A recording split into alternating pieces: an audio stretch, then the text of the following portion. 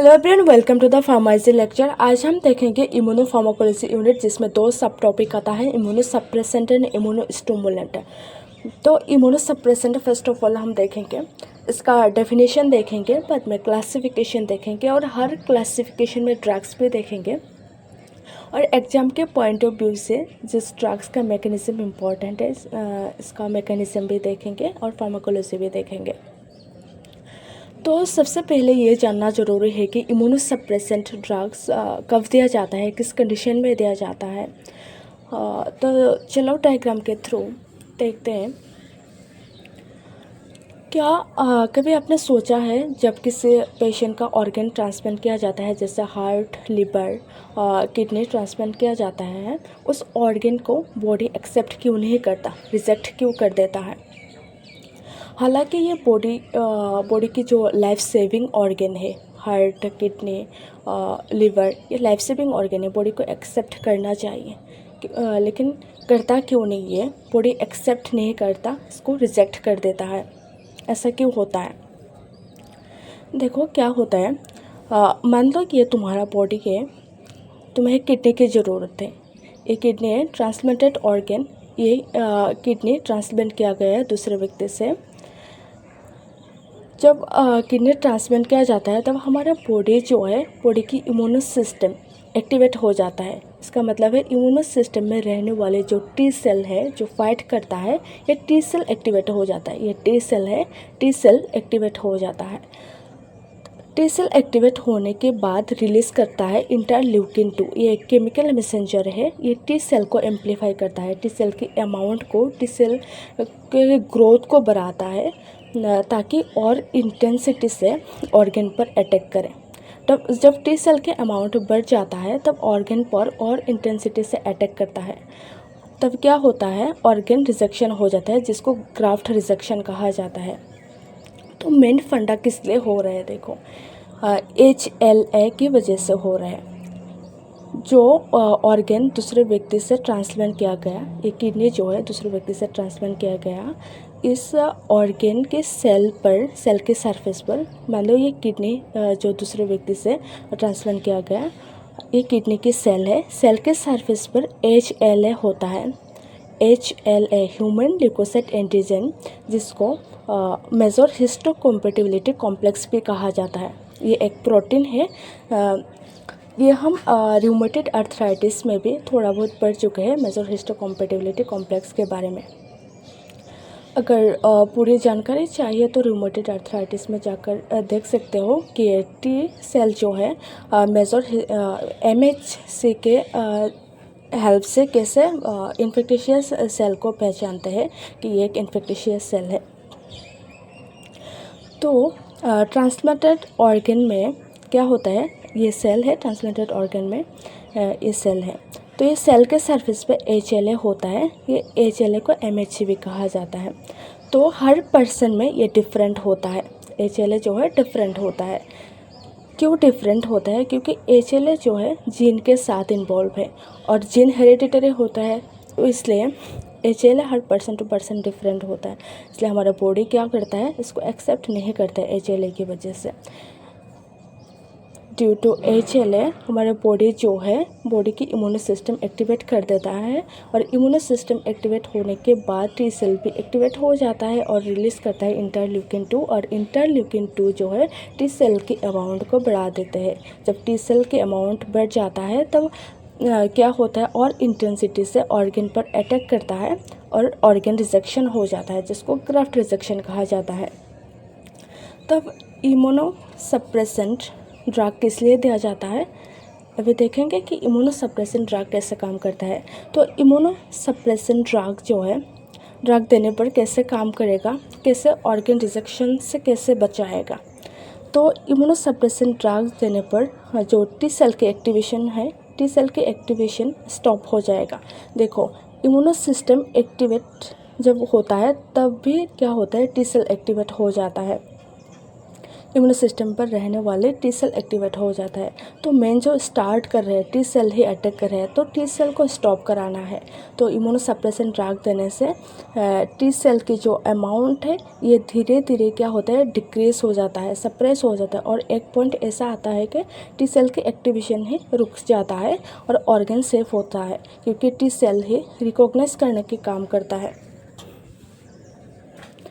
तो इसलिए immuno suppressant drug organ transplantation में दिया जाता है। तो डेफिनेशन देखते हैं।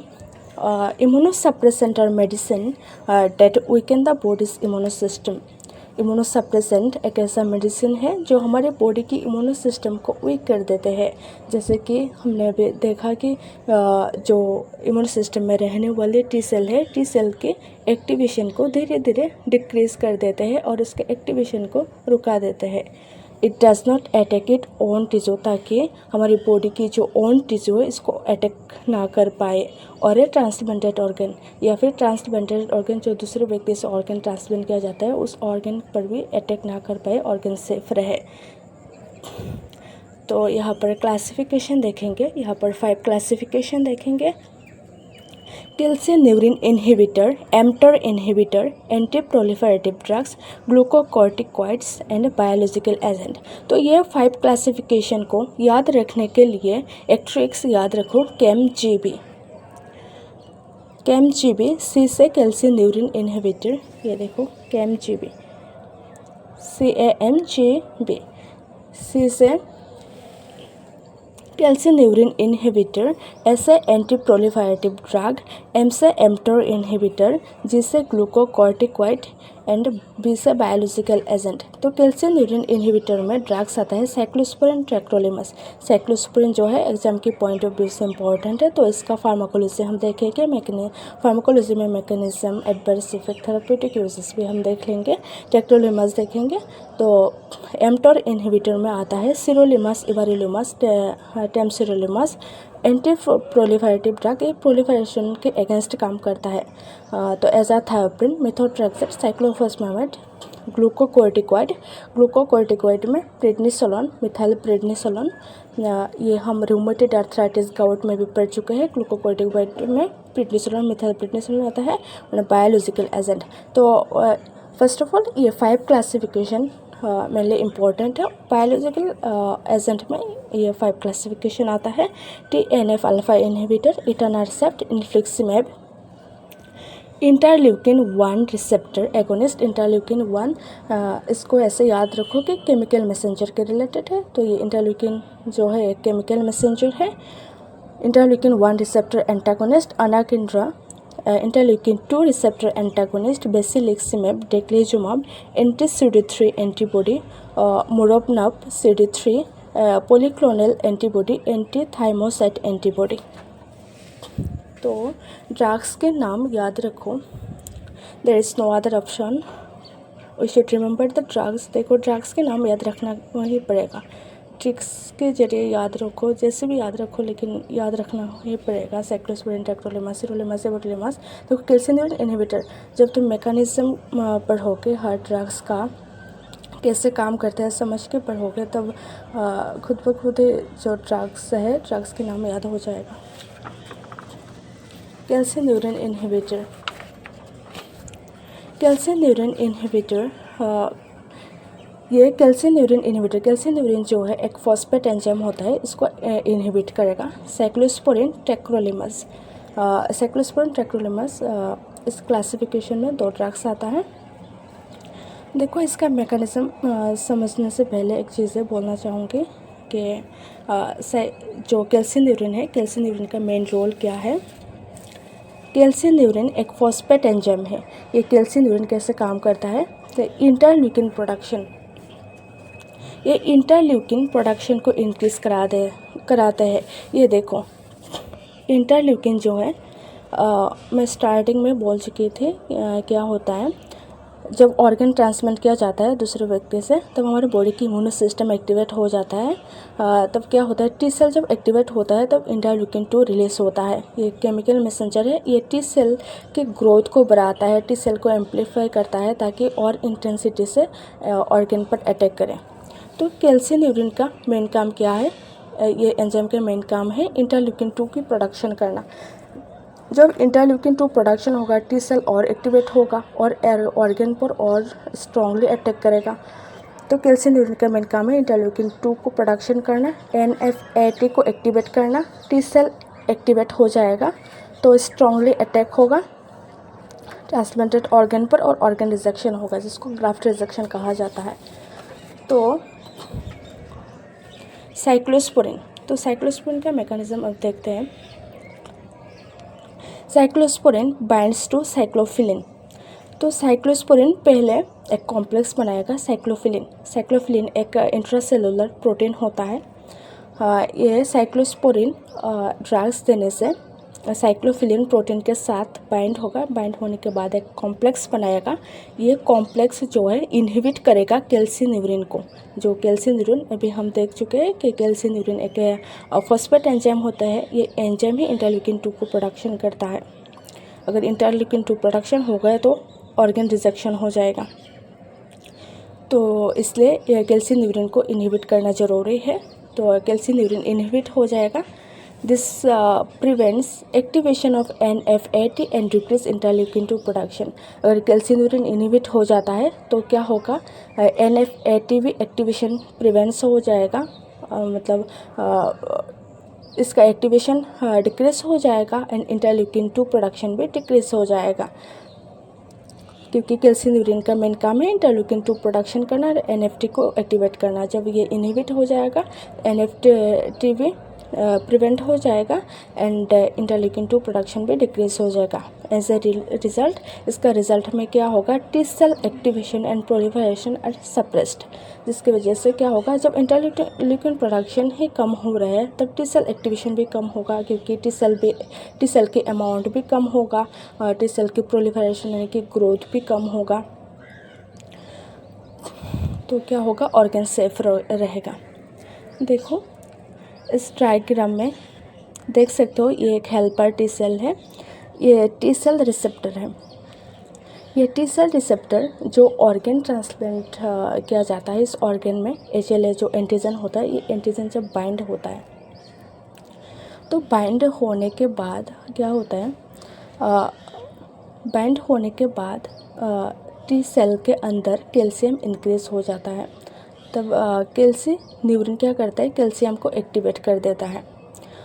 तो साइक्लोस्पोरिन का मैकेनिज्म मेन क्या है, साइक्लोस्पोरिन पहले एक कॉम्प्लेक्स बनाएगा, जो अभी हम देख चुके हैं। साइक्लोस्पोरिन साइक्लोफिलिन प्रोटीन के साथ बाइंड होकर कॉम्प्लेक्स बनाएगा।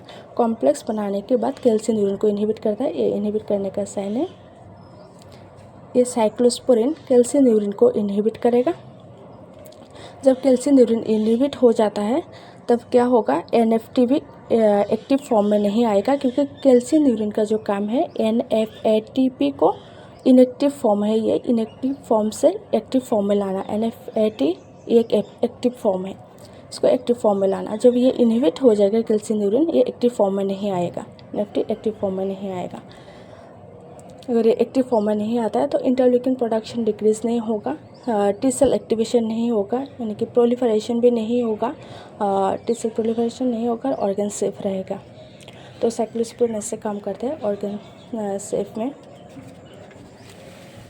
तो साइक्लोस्पोरिन का जो फार्माकोलॉजी है एग्जाम में पूछा जाता है। तो फार्माकोलॉजी फर्स्ट ऑफ ऑल लिखना कि ये कौन सी क्लास का है। It is the class of calcineurin inhibitor immunosuppressant. ये कैल्सिन्यूरिन इनहिबिटर इम्यूनोसप्रेसेंट क्लास का है। एंड मैकेनिज़्म अभी हम पढ़ चुके हैं इसका मैकेनिज़्म। और थेरापीटिक यूजेस, और किस किस बीमारी के लिए साइक्लोस्पोरिन यूज़ किया जाता है, ऑर्गन ट्रांसप्लांटेशन में यूज़ किया जाता है, डर्माटाइटिस में यूज़ किया जाता है, स्किन इन्फ्लेमेशन में, जैसे कि देखो ऑटो इम्यूनो जो स्किन डिजीज़ है जैसे कि सोरियासिस में भी यूज़ किया जाता है। IV infusion in bone marrow transplant, bone marrow transplant में इंजेक्शन के थ्रू साइक्लोस्पोरिन यूज़ किया जाता है।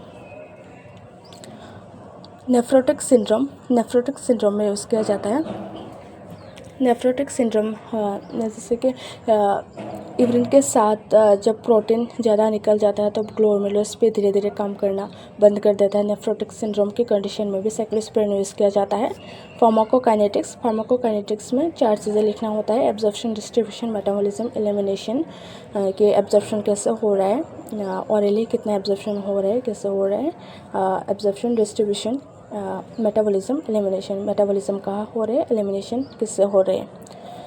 तो incomplete oral absorption variable cyclosporine जो है हर पेशेंट में डिफरेंटली एब्जॉर्प्शन होता है, कम्प्लीटली एब्जॉर्प्शन नहीं होता है। एक्सटेंसिव हेपेटिक मेटाबॉलिज्म, ये लीवर से मेटाबॉलिज्म होता है। Excreted in bile, mostly bile से एक्सक्रीटेड होता है, यूरिन से कम एक्सक्रीट होता है। यूज्ड एलोन और in combination with prednisolone and azathioprine. जो ऑर्गन ट्रांसप्लांटेशन में जो ड्रग्स यूज़ किया जाता है मेनली कॉम्बिनेशन फॉर्म में ही यूज़ किया जाता है। एलोन भी यूज़ किया जाता है या फिर कॉम्बिनेशन में यूज़ किया जाता है, मोस्टली कॉम्बिनेशन फॉर्म में यूज़ किया जाता है। कॉम्बाइन विथ प्रेडनिसोन एंड एज़ाथैरोपिन और अदर एंटीनियोप्लास्टिक ड्रग या फिर अदर एंटी कैंसरस ड्रग के साथ कॉम्बाइन करके दिया जाता है। एडवर्स इफेक्ट, ये ड्रग्स लेने से नुकसान क्या क्या होता है। Nephrotoxicity,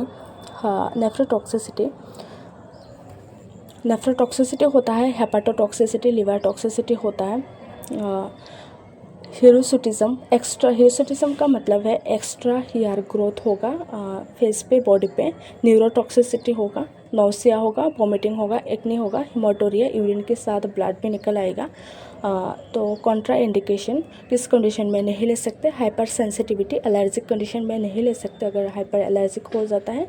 and lactation, breast feeding में कंडीशन में नहीं ले सकते। Breast feeding mother cyclosporine drugs नहीं ले सकते। अगर मान लो ब्रेस्ट फीडिंग मदर को रूमेटॉइड अर्थराइटिस भी है तो उस कंडीशन में मेथोट्रेक्सेट ड्रग्स तो बिल्कुल नहीं लेना है। डीमर्स ड्रग जैसे कि हाइड्रोक्लोरोथायज़ेट ले सकते हैं, हाँ, लेकिन मेथोट्रेक्सेट ड्रग्स नहीं ले सकते। तो आज के लिए इतना ही। अगर वीडियो अच्छा लगा है तो लाइक, शेयर एंड सब्सक्राइब करना मत भूलिए। अगर इस वीडियो के रिलेटेड कुछ भी डाउट हो तो कमेंट में पूछ सकते हो।